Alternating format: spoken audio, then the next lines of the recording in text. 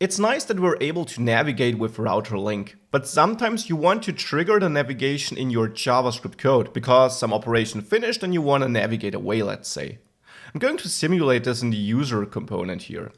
Here I will first add my script part and export my JavaScript object. And in here I simply want to set up a method to which I can bind a button thereafter. I'll name it navigate to home. And all I want to do here is, well, navigate to my home page.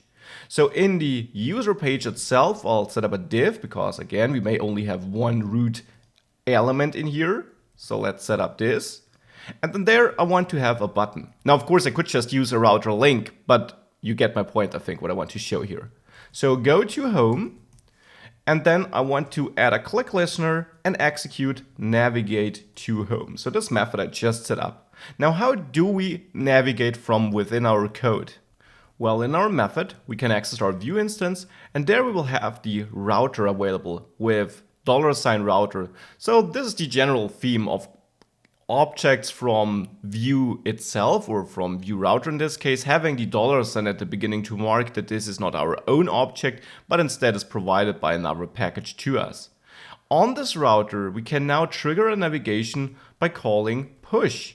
And push is the word we use here because we want to push it on the stack of existing routes so that our back and forwards buttons will work fine because we will have the old route saved as well. So this pushes it on the stack of routes we were at therefore. Now push in its simplest case simply takes the path where we want to go, like this. But we could also pass an object here where we say path should be this.